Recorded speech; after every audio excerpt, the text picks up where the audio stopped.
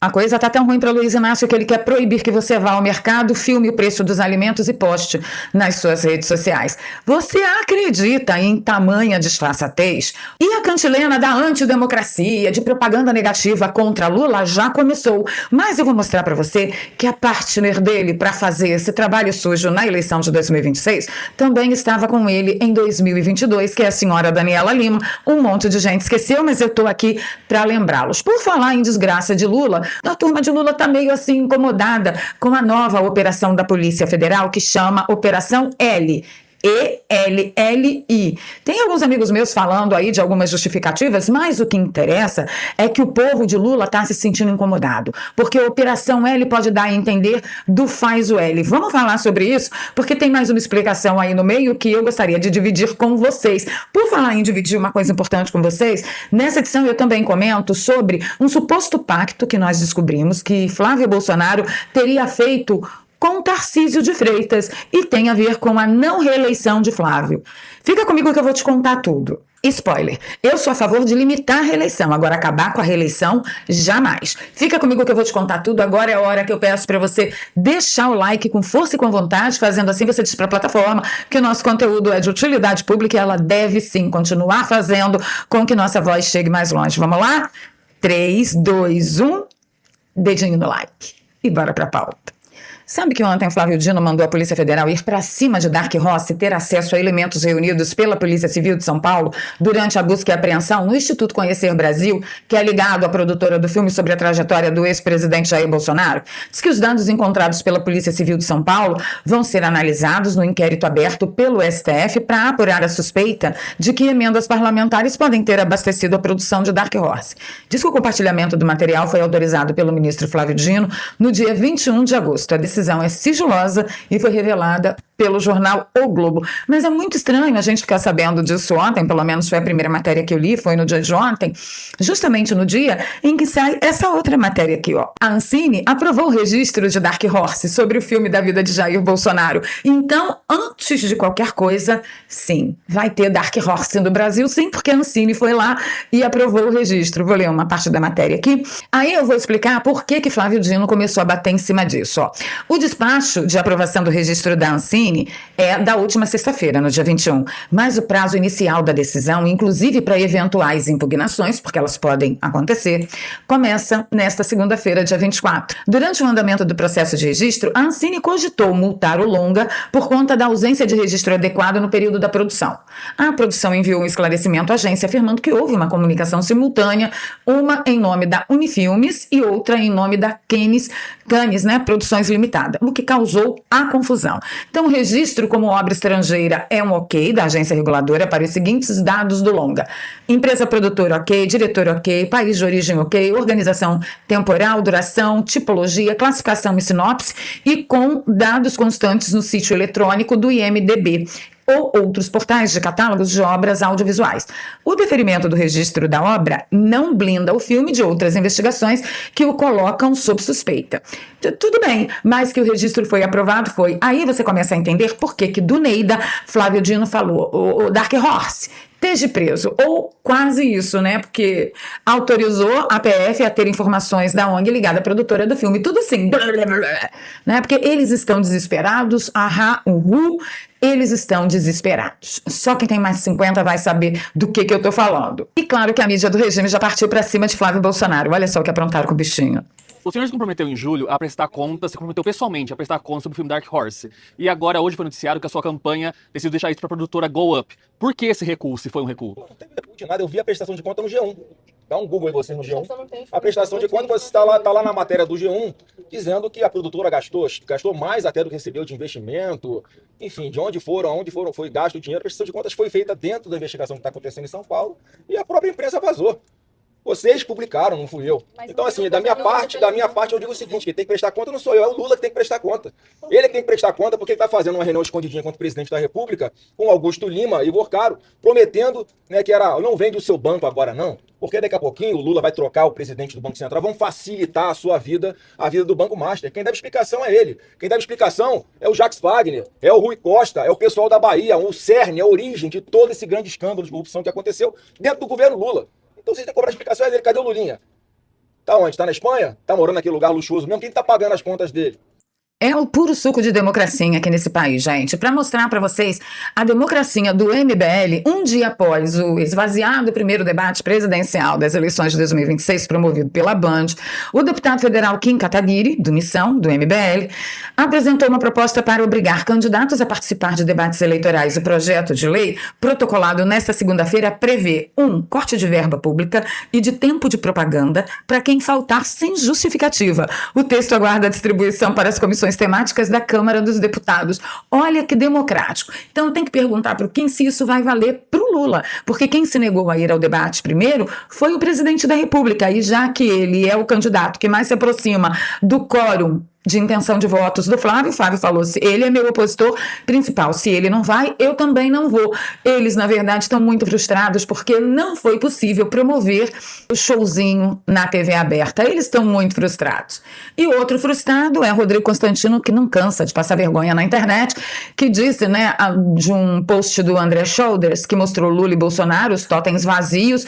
O André falou assim, uma imagem que diz muito sobre essa eleição. E aí o Rodrigo Constantino falou, uma vergonha. Acontece que o candidato que o Rodrigo Constantino apoia desde o início dessa eleição é o Zema. O Zema também não estava lá, o totem do Zema está vazio, e ele não falou que o Zema não ter ido foi uma vergonha. Mas é assim, né? Não precisa fazer sentido. É muito parecido com a esquerdalha. E aí, falando em esquerdalha, que virou, né, nosso assunto, ai meu Deus, rotineiro por aqui, a gente chega nos vazamentos de ontem. Gente, a mídia do regime está dando um chute na busanfa mesmo de Luiz Inácio, e boa parte da mídia está muito interessada em que tudo venha à tona. A Panzinha postou o que vazou no Estadão, a Roberta Luxinger conversando, né, com Kleber Ribas, já denunciado em outros áudios e tal. Estou falando, olha, deixa eu te falar, Freitas paga quando? Aí, será que ele não paga hoje não? Tem que pagar essa bosta dessas passagens pro Fábio. Aí vai pagar com o dinheiro do Freitas, tá? Aí o Kleber, ele paga sempre dia 28, vou ver com ele aqui, bom dia. Aí ela, se você souber que o outro disse, eu fui cortar o negócio, né? Daí eu falei, Fábio, agora acabou, porque a casa por mês a gente gasta em torno de 100 mil, então assim não vai dar mais para ter essas passagens, né? Ele falou, eu vou ficar pedindo pro Kleber e pro Checon. Eu ri pra caramba, e eu falei, boa sorte pra você. Então assim, ela tá dizendo aqui que eles gastavam na casa cerca de 100 mil reais, o que deixou todo mundo, né? Mas tá aí, 100 mil reais em uma casa. E quem paga? O meu imposto e o seu imposto. É uma desgraceira. E aí eles estão muito incomodados, primeiro porque eles estão sendo investigados, e esses vazamentos estão acontecendo mesmo, isso é praxe. É para isso que existe o jornalismo, para ter fontes e as fontes passarem as informações e a gente jogar na mídia. Mas eles estão muito, mas muito incomodados com o nome da operação da Polícia Federal contra Lulinha, que está incomodando o entorno de Lula. Por quê? Porque o nome da operação é Operação L. Vou colocar aqui na tela para vocês entenderem. L. E-L-L-I. Aí estão tudo apavorado. Imagina, em plena época de eleição, você fazer uma associação dessas. Vamos associar o Faz o L. Gente, L foi uma heroína velha da antiguidade que derrotou o Thor, né? Simbolizando que o velho sempre derruba o novo, e apresentando Lulinha como Thor, ou Lula como Thor, enfim, uma bagaçaiada toda lá, que faz até algum sentido. Mas vejam, mesmo se fosse Operação L, veja se não faz sentido. Lulinha, Luxinger e Lula autorizando fazer pagamentos para estados através de obras de PAC. O que você acha? Para mim faz todo sentido. Mas na cabeça do esquerdista você pode ter certeza que uma operação para investigar Lulinha, Luxinger e Lula tinha que chamar Bolsonaro, óbvio.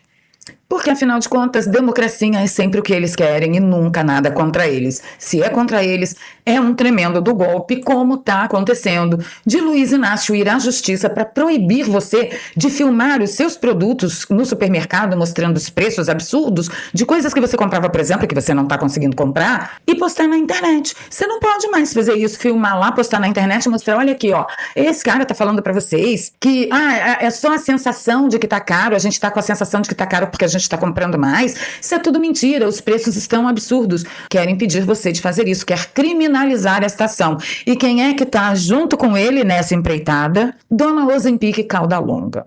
Esse levantamento a que eu tive acesso, que está na coluna de hoje, relatam nas próprias páginas, ou seja, mais uma vez, a criação de conteúdo que pode depor contra si investigação jurídico-policial, né? Eles dizem nas próprias páginas que receberam doações de empresários e de canais bolsonaristas, depois que publicaram conteúdo contra Luiz Inácio Lula da Silva. Não, mas peraí. Essa coisa de receber apoio financeiro, Pix, é o quê? É apoio pelo nosso trabalho? Por a gente ser influenciador? Por a gente ser... Mas isso é normal. Isso é normal em qualquer segmento de trabalho. Por que no caso de ser contra Lula tem algum problema? Porque eu lembro muito bem do monte de influenciador que foi pago para falar contra Bolsonaro. E não teve problema nenhum. Poderia indicar compra ou recompensa para disseminação de propaganda negativa contra um candidato.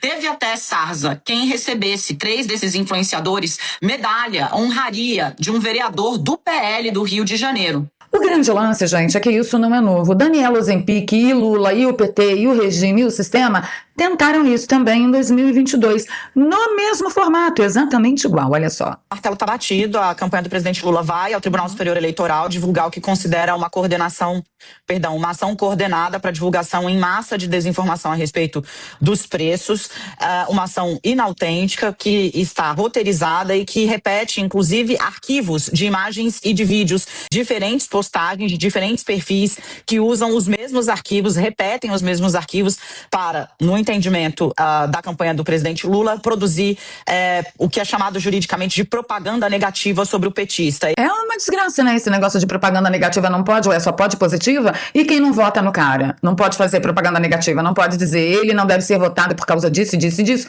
e isso será considerado propaganda negativa? Tem que se calar. Quem é oposição ao cara tem que desaparecer, tem que sumir da vida pública, da vida da sociedade. É isso, gente. Democracia purinha na jugular.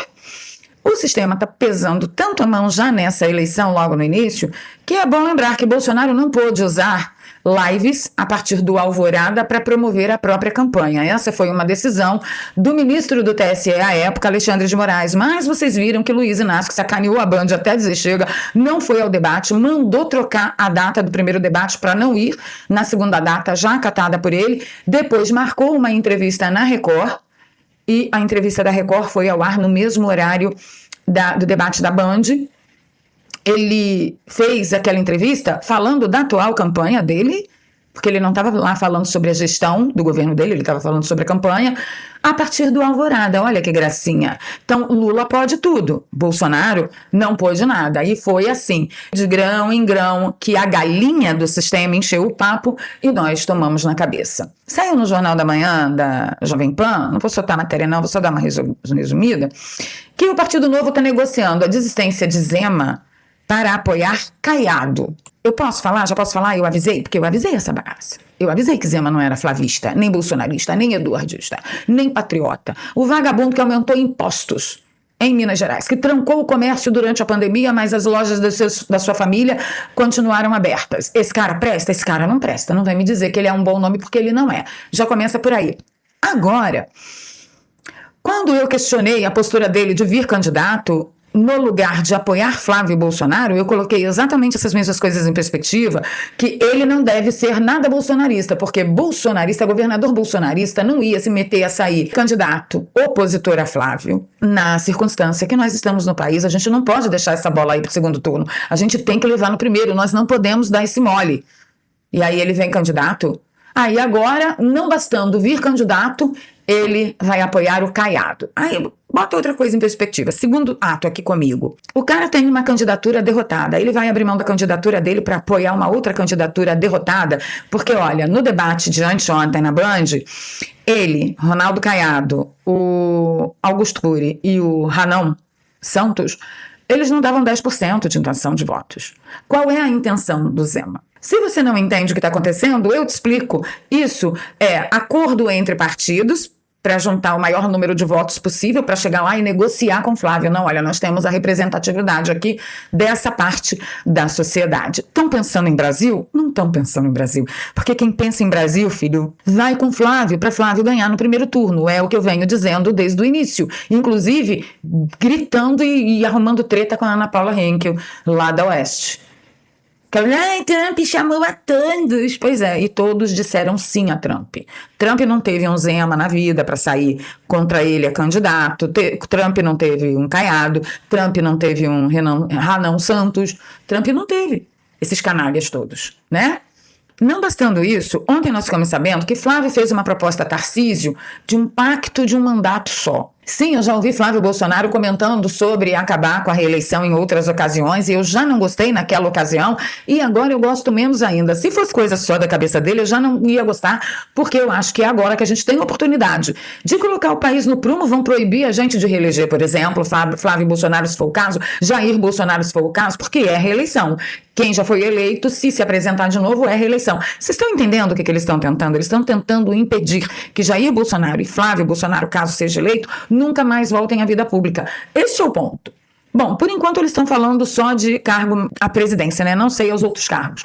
Vamos aguardar, mas eu já coloco em perspectiva. Não gosto de acabar com a reeleição. Eu acho que o Bolsonaro merece uma reeleição e Flávio Bolsonaro vai merecer também. Eu acho que a gente tem o direito de decidir se nós queremos ou não reeleição. Poxa, vocês acham que dá para ajeitar o país com um mandato só? Olha só, fora da família Bolsonaro, quem a gente tem como presidenciável. Olha os lixos que nós estamos vendo. Olha a gente pútrida que nós estamos vendo, um pior que o outro, só preocupado em acordinho de partido. Então eu queria saber a opinião de vocês. Deixem nos comentários para mim o que vocês acham.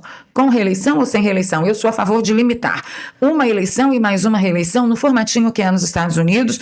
E eu acho que no primeiro ano tira o país da fogueira, no segundo ano estabelece tudo e prepara a sua substituição. Eu gosto assim, e você? Deixa aí pra mim. Ontem eu soltei 2 bombas aqui a respeito de aposentados e pensionistas. Sinceramente, gente, dá a impressão que esse governo odeia aposentados e pensionistas. Mas não bastando isso, porque pro PT não há limites de crueldade, olha só o que Carlos denunciou no perfil dele. Atenção todo o Brasil. O governo Lula, depois do escândalo do INSS, estuda desvincular o salário mínimo da aposentadoria. É isso mesmo. Aposentados de Santa Catarina e de todo o Brasil, prestem bastante atenção.